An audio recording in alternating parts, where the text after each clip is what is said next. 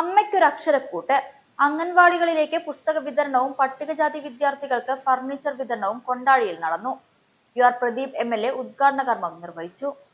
എന്ന് പറയുമ്പോൾ ഇത്തരത്തിലുള്ള കുട്ടികൾക്ക് വീട്ടിൽ നിന്ന് പഠിക്കാൻ അതിനൊരു സൗകര്യം ഉണ്ടാക്കാൻ വേണ്ടി പല കുട്ടികൾക്കും, പ്രത്യേകിച്ച് പട്ടികജാതി കുടുംബത്തിലുള്ള കുട്ടികൾക്ക് പഠിക്കാൻ, നിലത്തിരുന്ന് പഠിക്കാനോ അല്ലെങ്കിൽ സൗകര്യമില്ലാത്തൊരു അവസ്ഥ ഉണ്ടാവാറുണ്ട്.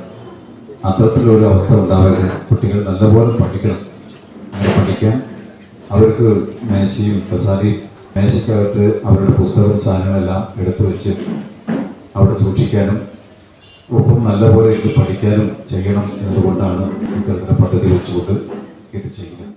കൊണ്ടാഴി ഗ്രാമപഞ്ചായത്തിന്റെ നേതൃത്വത്തിൽ നടന്ന പരിപാടി ഗ്രാമപഞ്ചായത്ത് ഹാളിൽ വെച്ചാണ് സംഘടിപ്പിച്ചത്. ഗ്രാമപഞ്ചായത്ത് പ്രസിഡന്റ് PK സത്യഭാമ അധ്യക്ഷയായി.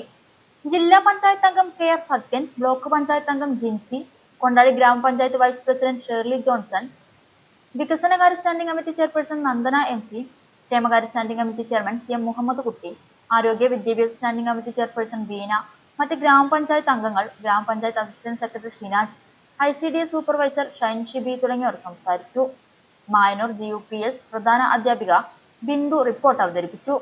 കൊണ്ടാഴി ഗ്രാമപഞ്ചായത്തിൽ 2025-26 ജനകീയ ആസൂത്രണം വാർഷിക പദ്ധതിയിൽ ഉൾപ്പെടുത്തിയാണ് മൊത്തം അടങ്കൽ തുകയായ 4 ലക്ഷം രൂപ വകയിരുത്തി 8, 9 ക്ലാസുകളിലെ പട്ടികജാതി വിഭാഗത്തിൽപ്പെട്ട 65 വിദ്യാർത്ഥികൾക്ക് മേശ, കസേര എന്നിവ വിതരണം ചെയ്തത്.